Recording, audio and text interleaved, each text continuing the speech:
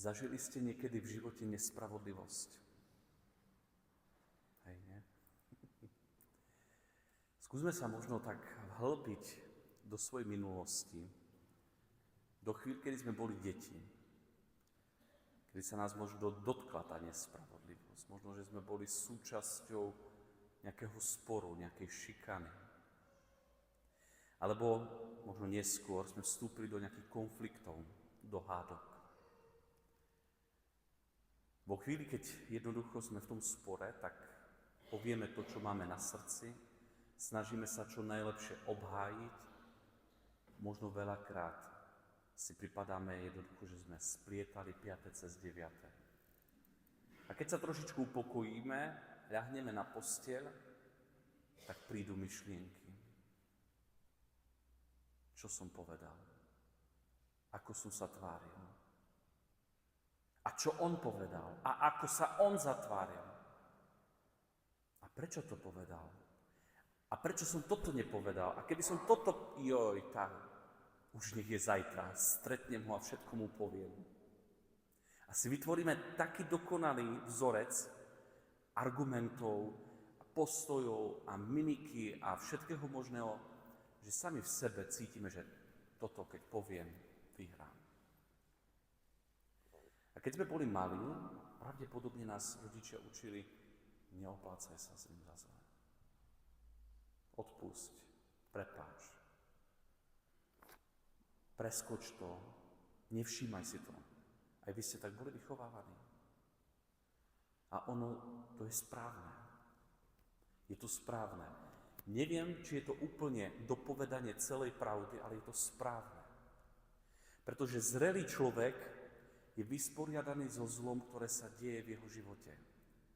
Nielen so zlom, ktoré koná, ale aj so zlom, ktoré bolo vykonané na ňom. A niekedy je to veľmi, veľmi ťažké.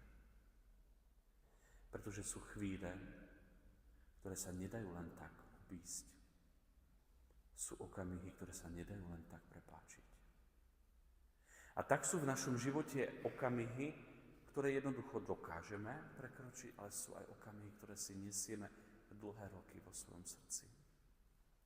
A je v nás taká túžba, keď ja raz budem mať moc, ja ti ukážem. Alebo keby som mal tú moc, ja by som im ukázal. A práve o tom dnes hovorí Evanjelium. Chce nás naučiť, že moc nie je v tom, že sa pomstíš. Že moc nie je v tom, že keď budeš mať príležitosť, tak šľapneš tomu človekovi ako nejakému švábovi na ruky, aby spadol z tej skaly, na ktorej si ho deň a noc predstavuješ, pretože tam je jeho miesto, na dne tej skaly. Sväté písmo nám dnes v prvom čítaní povedalo, že si pánom všetkého robí ťa zhovievavým ku všetkým. Že si pánom všetkého robí ťa zhovievavým ku všetkým. Milé sestry a bratia, moc, o ktorej dnes rozpráva liturgia slova, sa neprejavuje v tom, že ja ti ukážem. Ja ti teraz ukážem, kým ja som. Ale skôr vo formulácii, aj keď môžem, ja to neurobím. Skutočne veľkí ľudia, milé sestry a bratia, skutočne preniknutí evanjeliom ľudia veľmi dobre vedia, že môžu, ale neurobia to. Pretože nedovolia, aby bolesť, ktorá prenikla ich srdce, cez ich srdce ublížila niekomu inému. A to dokonca ani tomu, ktorý ublížil môjmu srdcu. Postoj Boha, postoj Krista je postoj muža, ktorý napriek tomu, že vie, že má moc, neublíži.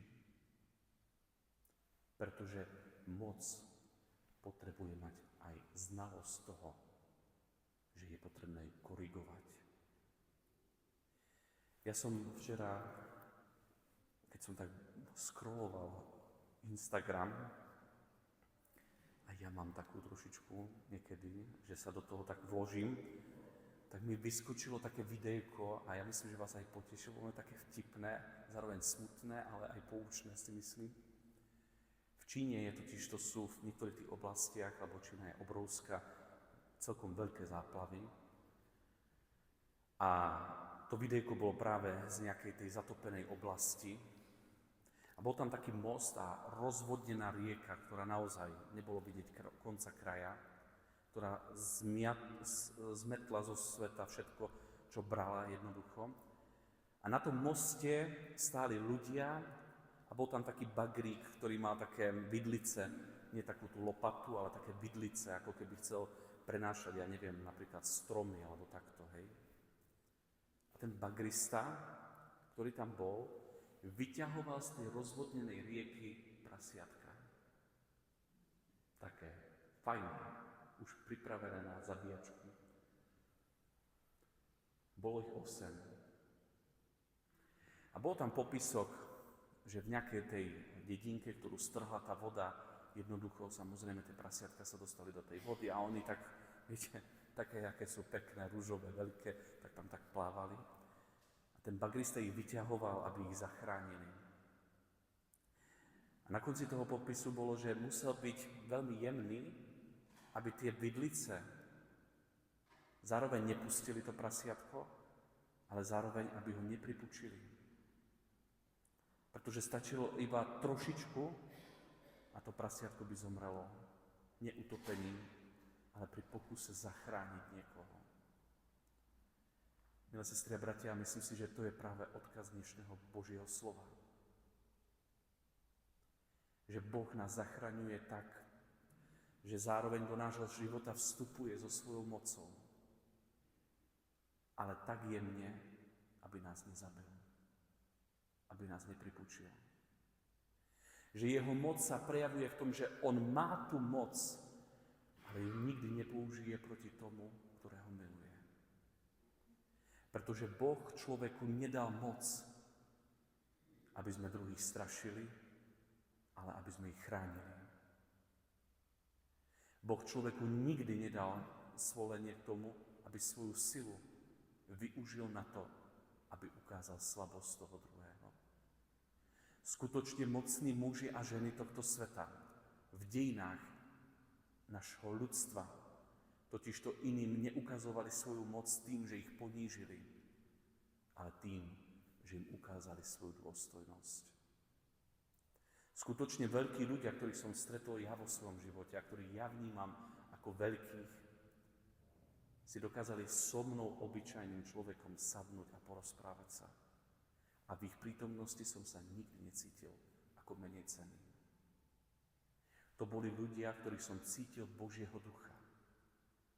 Ľudia, ktorí sú však presiaknutí duchom tohto sveta, potrebujú vytvoriť piedestál, v ktorom ti ukážu, že ty si ničím, aby bolo vyzdvihnuté to, že on je niekým. Preto pozor na takýchto ľudí, ktorí stavajú múry, stavajú piedestály, aby sa vyvýšili nad hlavy ostatných. Pretože príbehy sa žijú z očí do očí. Kde sa totiž stratí pohľad na druhého človeka z očí do očí, tam sa stratí aj ľudskosť. A tak, ako nám aj kniha múdrosti hovorí, že skutočná zhovievavosť a spravodlivosť človeka je v tom, že je ľudský. My si veľakrát myslíme, že sa musíme zbožtiť, vyletieť zo svojej každodennosti niekde na nebesia, byť ako také anjeli. Ale opak je pravdou. Skutočná duchovnosť je v tom, že sme skutočne ľudskí. Že nám nie je nič ľudské cudzie. Ale do toho dokážeme vmiesiť Boží nadhľad. To je rozdiel. Pán Boh z nás nechcel anjelov, pretože keby z nás chcel anjelov, vytvorí nás ako anjelov. Chcel z nás ľudí z mesa a kosti, ľudí s ľudským srdcom. Takiež aj ten kúkor, ktorý mnohokrát vidíme, ktorý je okolo nás, je pre nás nielen prejavom toho, že Bože, čo nič nerobíš, ale možno aj takým povzdychom, že Pane Bože, vďaka Ti za to, že máš so mnou také milosrdenstvo a zhovievavosť. My si myslíme, že Boh nekoná v tomto nespravodlivom svete a to je prejavom Jeho slabosti. Ale je to v skutočnosti prejavom Jeho veľkej moci a láskavého srdca. Otca, ktorý čaká na to, že Jeho deti sa spamätajú. Tak je, že dnešná nedeľa pre nás takým pozvaním ku vďačnosti. Pretože prvý, ktorý by mal byť vytrhnúť, milá sestry a bratia, som tu ja. Od seba musíme začať. Ja mám dokonca aj dneska taký klások. Na sebe vidíte. Tak aspoň jeden klások obilný tu je. To ostatné, to je búrina zelená. Prvý, ktorý by mal byť vytrhnutý, som ja. Pretože si uvedomujem, koľko milostí mi Pán dáva a koľko málo ja z toho prijímam. Ja teraz nechcem v žiadnom prípade posvetiť, požehnať zlo tohto sveta. Ale jednoducho to zlo je natoľko silné a veľké, že ak sa do neho alebo na neho zameráme, dokáže nás vcucnúť a obrať nás o radosť zo života. My, kresťania, máme napriek tomuto zlu, napriek nespravodlivosti v tomto svete vytvárať ostrovčeky nádeje, v ktorom ten druhý môže aspoň na chvíľočku prísť, nadýchnuť sa, aby sa znova ponoril do zla, ktoré je okolo nás. Vytvárajme takéto bubliny vzduchu, v ktorom sa ten druhý môže nadýchnuť, aby mohol preplávať a znova sa nadýchnuť. Nezapozerajme sa do temnoty oceánu, pretože sa môžeme utopiť. Zapozerajme sa na to, že niekde v diaľke svieti Kristov kríž ako maják nádeje. Maják, kde Kristus s rozpätými rukami čaká na teba i na mňa. Aby ti povedal, zvládol si to. Som na teba hrdý.